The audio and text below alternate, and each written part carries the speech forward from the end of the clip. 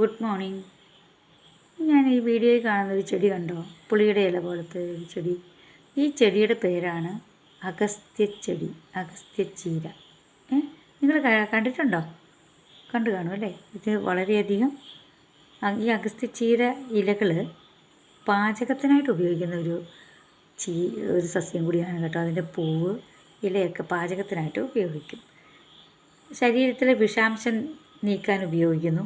പോഷകമൂല്യത്തിന് പേര് കേട്ടവയാണ് കേട്ടോ ഈ അഗസ്ത്യച്ചീര. ഭക്ഷണനാരുകളുടെയും വിറ്റാമിനുകളുടെയും സമ്പൽസമൃദ്ധമായ ഉറവിടമാണ് അഗസ്ത്യച്ചീര. അഗസ്ത്യച്ചീര പൊതുവെ മിക്ക ആളുകൾക്ക് സുരക്ഷിതമാണ്. പാർശ്വഫലങ്ങൾ ഉണ്ടാക്കുന്നതായി അറിയില്ല.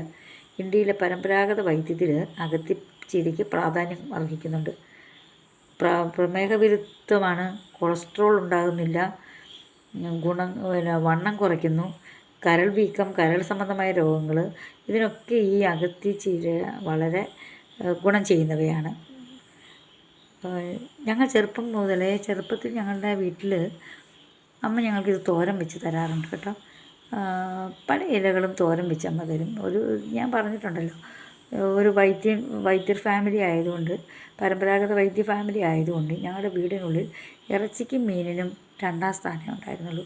1ാം സ്ഥാനം എപ്പോഴും ഔഷധ സസ്യങ്ങൾക്ക്, ഈ സസ്യച്ചീരകൾക്കൊക്കെ തന്നെയായിരുന്നു. അതുകൊണ്ട് തന്നെ ഞങ്ങൾ 9 മക്കളുണ്ടായിരുന്നു. ഞങ്ങൾ ആരും തന്നെ ഹോസ്പിറ്റലിൽ പോയി കിടന്നിട്ടില്ല. ഞങ്ങൾക്ക് അങ്ങനെ പകർച്ചവ്യാധികളൊന്നും പെട്ടെന്ന് പിടിക്കത്തൊന്നുമില്ലായിരുന്നു. എല്ലാത്തിനും നമുക്കൊരു പ്രതിരോധ ശക്തി കൂടുതലുണ്ടായിരുന്നു. പല ചീരകളും എല്ലാ കറികളിലെയും കൂട്ടത്തിൽ ഒരു ചീരക്കറി നിങ്ങൾ ഉൾപ്പെടുത്തൂ. അതുപോലെ തന്നെ നമ്മൾ ഈ അഗസ്ത്യച്ചീര നേഴ്സറിയിൽ ചെന്ന് മേടിക്കണം. നേഴ്സറി ചെല്ലുവാണെങ്കിൽ നമുക്ക് സംശയം കൂടാതെ വളർത്താം. അഗത്തിയാണ്. അപ്പം നേഴ്സറി ചെന്നിട്ട് ചോദിക്കണം, ഒരു അഗസ്ത്യച്ചീര ചെടി വേണമെന്ന് പറഞ്ഞാൽ അവരെടുത്ത് തരും. അപ്പോൾ അത് വളർത്തി വീടിൻ്റെ തൊടിയിൽ ഒരു അഗത്തിച്ചീര, ഒരു പൊന്നാങ്കണ്ണി ചീര, ഇങ്ങനെയുള്ള കുറേ മുള്ളൻചീര, ഒരു മുരിങ്ങ, ഇങ്ങനെയുള്ള ചെടികളൊക്കെ വളർത്തി വെച്ചാൽ നമുക്കൊരു കറി വയ്ക്കാനുള്ള ഒരു ഐറ്റവുമായി. നമ്മുടെ ആരോഗ്യത്തിന് ഗുണവും ചെയ്യും. ശരീരത്തിന് തണുപ്പുണ്ട് നൽകും. ചീര ഇലയൊക്കെ ശരീരത്തിന് തണുപ്പ്, ശാന്തത, ഒരു സമാധാനം തരുന്നൊരു ഭക്ഷണ പദാർത്ഥങ്ങളാണ് ഈ ചീരയില. അപ്പോൾ അത് നിങ്ങൾ അടുത്ത തലമുറയ്ക്ക് ഇത് കൈമാറണേ.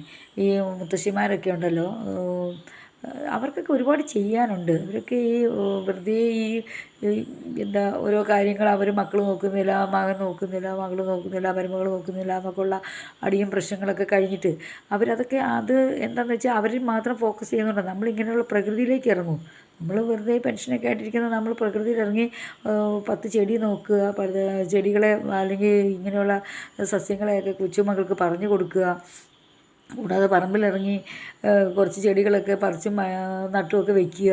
അപ്പം തന്നെ നമ്മുടെ ഒരു ദിവസം അങ്ങ് പോയി കിട്ടും. അല്ലാതെ നമ്മൾ ഈ കാണുന്നതിനും കേൾക്കുന്നതിനും ഒക്കെ മറുപടിയും പറഞ്ഞിരിക്കാതെ എല്ലാ അമ്മമാരും, പിതാക്കന്മാരോട് ഞാൻ പറയുന്നില്ല, എല്ലാ അമ്മമാരും വീടിനുള്ളിൽ അവർക്ക് പല കാര്യങ്ങൾ ചെയ്യാനുണ്ട്. അടുത്ത തലമുറയെ വാർത്തെടുക്കുവാൻ വേണ്ടിയിട്ടാണ് ഈ മുത്തശ്ശിമാർ ഒരുങ്ങിയിരിക്കണം.